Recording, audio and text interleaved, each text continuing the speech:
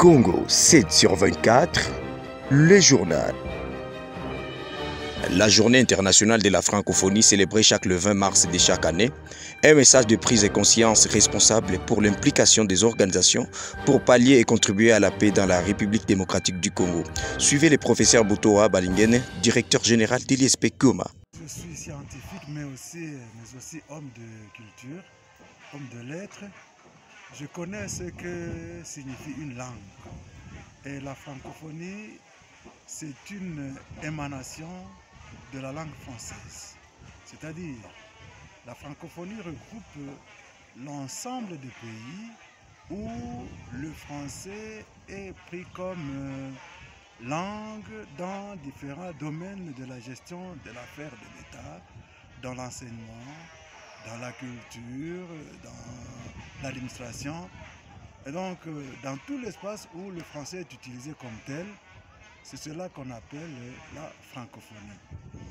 Et aujourd'hui, comme vous le constatez, le 20 mars, c'est la journée internationale de la francophonie.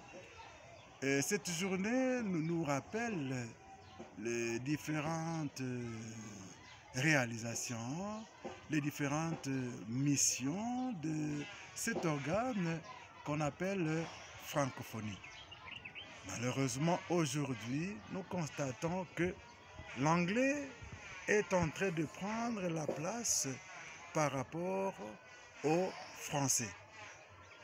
Je ne sais pas compter toutes les langues internationales, mais il est évident que l'anglais, le français, même le kiswahili, ce sont des langues qui occupent une grande place.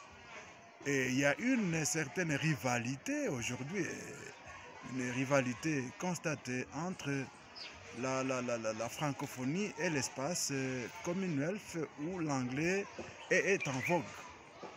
Et à cette occasion, je voudrais profiter pour demander aux responsables de cette instance qu'est la francophonie de vouloir innover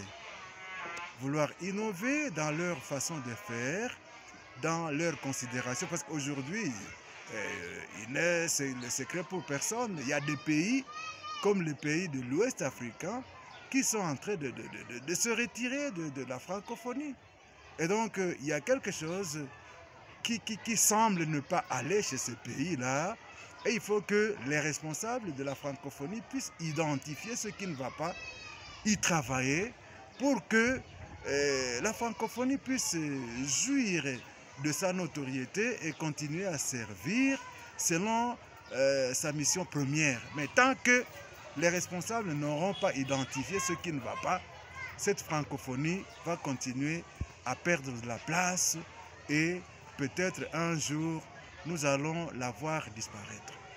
Avec l'Institut français qui se trouve à Nairobi, ils ont organisé une manifestation pour marquer l'importance du français dans la communauté est-africaine. Moi, je suis linguiste. Toutes les langues sont importantes. Ça dépend de la manière dont les responsables de leur organisation les considèrent et ça dépend aussi des différents objectifs de ces responsables-là. Et la francophonie, les responsables de la francophonie doivent aussi veiller à cet aspect, c'est-à-dire identifier ce qu'ils peuvent faire pour que le français puisse être une langue importante, continuer à être une langue importante, non seulement comme langue, mais aussi différents projets qui peuvent réunir les gens qui parlent le français et des projets qui peuvent faciliter le développement des pays où le français est parlé. Ce n'est pas seulement parler la langue qui sera important, mais aussi voir dans quelle mesure des projets peuvent être diligentés pour que les pays où le français est parlé soient aussi des pays qui profitent de cette organisation. Et non seulement dire, bon, parler le français, parler le français, ça ne suffit pas. Il faut aussi vivre. Il faut aussi se développer à partir de l'organisation des gens qui parlent cette langue qu'on a. Il n'y a pas longtemps, nous sommes allés assister au jeu de la francophonie à Kinshasa. J'étais là, nous avons développé des thèmes, nous avons fait des conférences. Et parmi les grands objectifs, c'était la paix, la cohabitation pacifique, l'éducation, la santé, le sport, les relations humaines. Mais ici à l'Est, nous sommes en train de souffrir. Il y a une guerre qui nous taraude, il y a une guerre qui nous tue, il y a une guerre qui tue notre développement. Et la francophonie, tant qu'elle restera sans parole, tant qu'elle restera muette face à cette situation, qu'elle ne pense pas que nous allons être contents de leur existence, de son existence. Il faut que la francophonie s'implique aussi dans la paix ici chez nous, pour que nous puissions voir que nous sommes aussi accompagnés par cette organisation dont notre pays est membre. D'ailleurs, il y en a qui peut-être sans exagérer, ils disent que en Afrique, c'est le pays le plus francophone. Peut-être le deuxième sur le plan mondial, si pas le premier. Alors, si la francophonie nous laisse mourir, la francophonie nous laisse moisir dans cette situation de guerre, dans cette situation de sous-développement, ben, qu'elle ne pense pas que nous serons prêts à l'accompagner correctement. Parce que c'est le gagnant-gagnant, n'est-ce pas?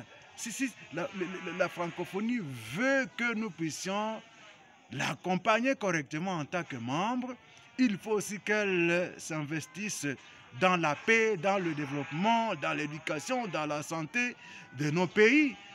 Surtout chez nous ici à l'Est, où nous avons beaucoup de problèmes de sécurité, beaucoup de problèmes de santé, beaucoup de problèmes de développement.